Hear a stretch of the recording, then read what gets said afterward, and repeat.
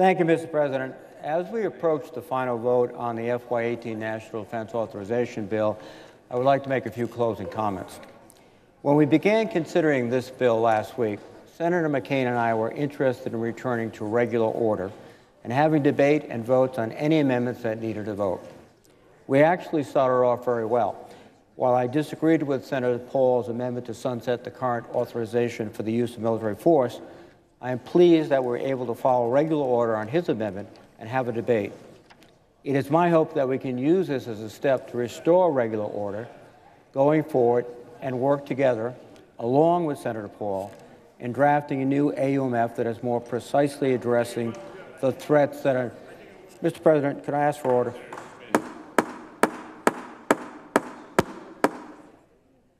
Sit will be in order. Senator Morell is recognized. Thank you, Mr. President. As I indicated, I hope that we can use the process we began with regular order to resolve the issue, which is very critical, that Senator Paul has raised, and that is updating the AUMF. After the Paul amendment, however, we were unable to come to an agreement on further votes.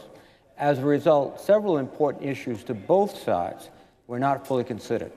On my side, Senators Baldwin, Stabenow, and Donnelly had very important amendments that would have ensured important protections for American workers and that our service members receive high-quality, domestically produced equipment.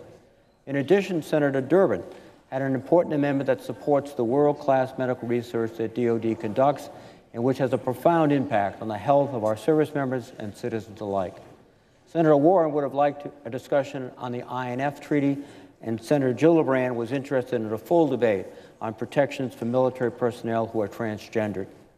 And as I indicated, I also know that there are members on the other side of the aisle who also had important issues that they wanted to debate. I regret that we were not able to have those debates and votes. I am pleased, however, that we were able to include several dozen agreed-upon amendments in this bill from both Democrats and Republicans, which will strengthen the legislation. In the end, this bill represents a strong, bipartisan effort to provide the military with the resources they need and the support they deserve. Moving forward, more work needs to be done. It is clear we need to find a sustainable, equitable path forward that will end sequestration and provide the additional resources needed for our current readiness shortfalls. I look forward to working together to continue to address the needs of the Department and our service members. I would like to close by thanking Senator McCain, my remarks about the NDAA, for his leadership in guiding this bill through our committee markup process and the floor. I believe that this bill truly exemplifies Senator McCain's unrivaled dedication to the men and women of our armed forces.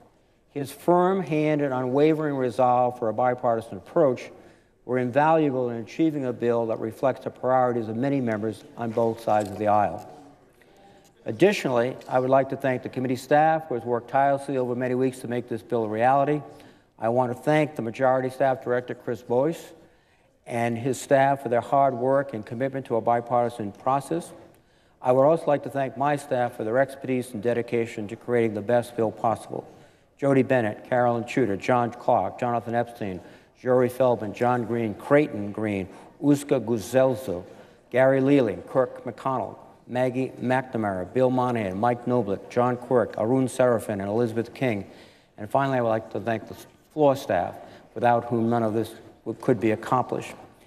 But I must say, having completed a truly bipartisan process using regular order, I am disappointed to hear that my colleagues on the other side of the aisle would like to bring back the partisan efforts to repeal the Affordable Care Act and its protections for people with pre-existing conditions and decimate Medicaid as we know it.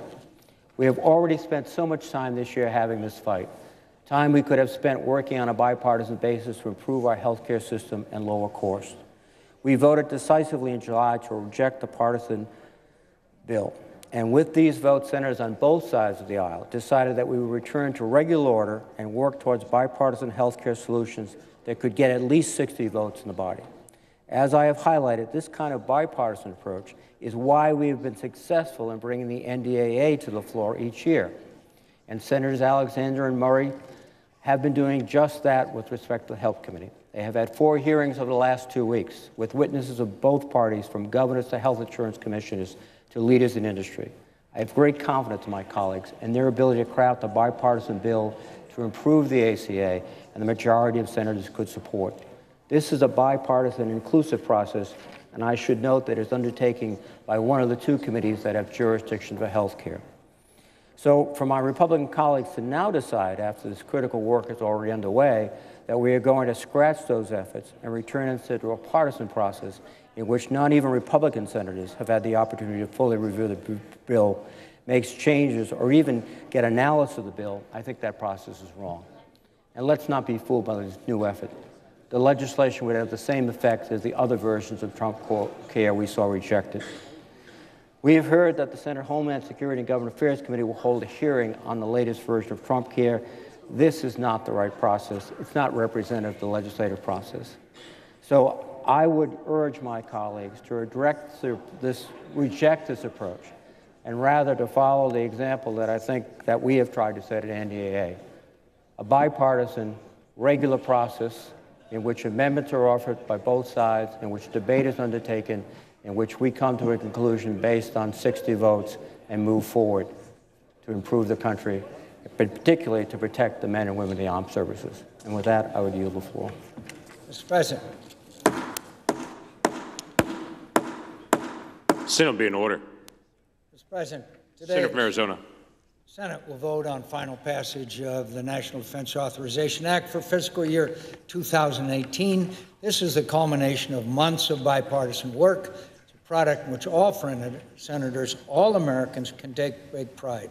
I want to thank once again my friend and colleague, the senator from Rhode Island. His partnership on this legislation has been invaluable. The fundamental purpose of this legislation, which has united senators from both sides of the aisle, is to provide our armed forces what they need to do the jobs we ask of them. We in this body have no higher duty than to do everything we can to support our fellow Americans who serve and sacrifice every day to keep us safe. This legislation does that. It keeps faith with our men and women in uniform. It supports a national defense budget of $700 billion for fiscal year 2018, which exceeds the administration's request by $37 billion, and the defense spending caps in the Budget Control Act by $91 billion. The decision of the Committee on Armed Services to authorize these additional resources was unanimous and bipartisan, and it is a significant statement on the troubling state of our military today. My friends, for too long, our nation has asked our men and women in uniform to do too much with far too little. Much of the blame lies with the last administration, but we in Congress cannot escape responsibility. Our military's job is hard enough, but we're making it harder through continuing resolutions, unpredictable funding, and arbitrary spending caps that were put into law 6 years ago, before the rise of ISIS, before the current crisis with North Korea, before Russia's return to aggression on the world stage, and before so many other dangerous developments. We have been warned.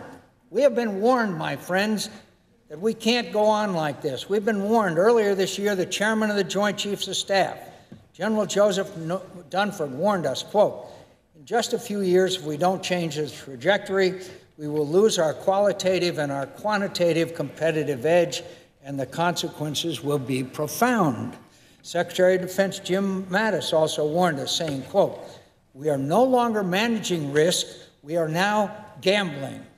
We are gambling, my friends. We are gambling with the lives of the best among us, and we're now seeing the costs, the tragic but foreseeable costs of an overworked, strained force with aging equipment and not enough of it.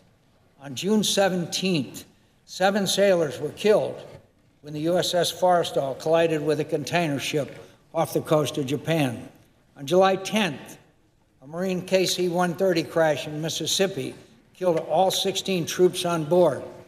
On August 5th, an Osprey helicopter crash off the coast of Australia resulted in the deaths of 3 Marines. On August 15th, an Army helicopter crashed off the coast of Hawaii with 5 soldiers presumed dead. On August 21st, 10 sailors perished when the USS McCain collided with a tanker near Singapore.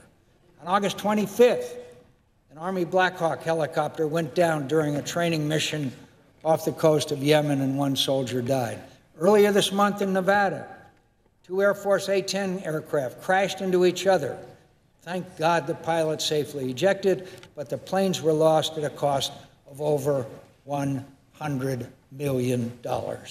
Just last week, as we debated this legislation, there were additional accidents. Last Tuesday, one soldier died during helicopter training at Fort Hood. Last Wednesday, an amphibious vehicle explosion at Camp Pendleton injured 15 Marines. Last Thursday, a demolition accident at Fort Bragg killed another soldier and injured 7 others. My friends, more of our men and women in uniform are now being killed in totally avoidable training accidents and routine operations than by our enemies in combat. Let me repeat that. More of our men and women in uniform are now being killed in totally avoidable training accidents and routine operations than by our enemies in combat. Where's the outrage? Where's our sense of urgency to deal with this problem? The Congress can criticize this administration or the last administration all we want. There's plenty of blame to go around. But the constitutional responsibility is, quote, to raise and support armies, and, quote, provide and maintain a Navy. That responsibility is ours. How can we believe that we're meeting our responsibilities when young Americans in uniform are not receiving the necessary resources and capabilities to perform their missions? My friends, that blame rests with us, the Congress.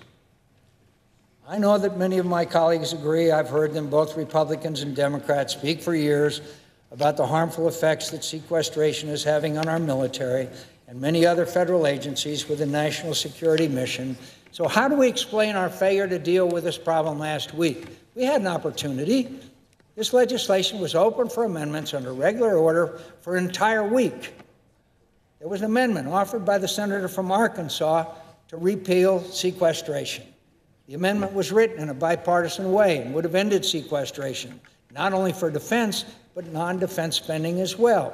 We had an opportunity to tell all of our men and women in uniform that the Senate finally was doing everything it could to support them. We had an opportunity. We failed. Worse than that, we didn't even try. We couldn't even agree to vote. It makes me so angry. But more than that, it makes me sad. It breaks my heart.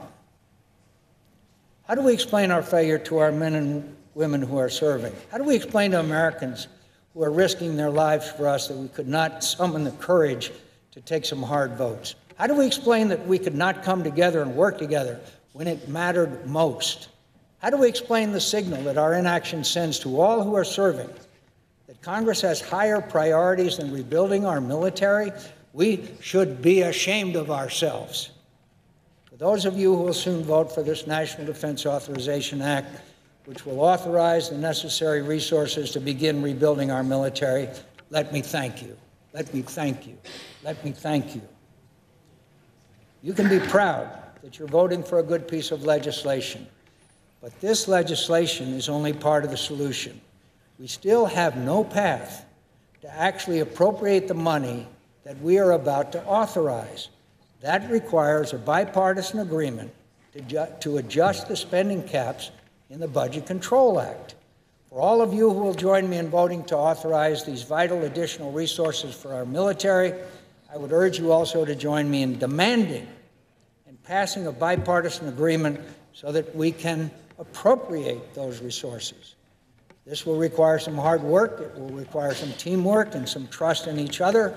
It will require having the courage of our convictions, but in the end, it will require much less of us than the service and sacrifice we ask every day from our men and women in uniform, in which they so dutifully provide us.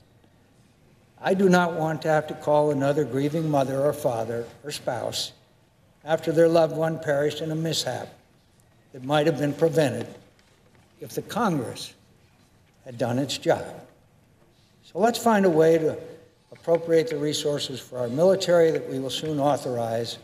Our men and women in uniform deserve no less. Mr. President, I yield the floor.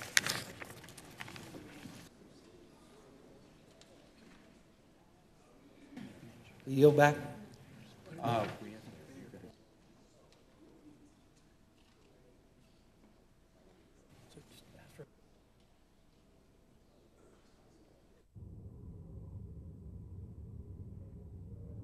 suggest a short quorum call while we see if we can get this final agreement on agreed upon amendments inserted in the bill at this time. Shouldn't take more than 3 or 4 minutes. I suggest the absence of a quorum. Without objection, the clerk will call the roll. Mr. Alexander.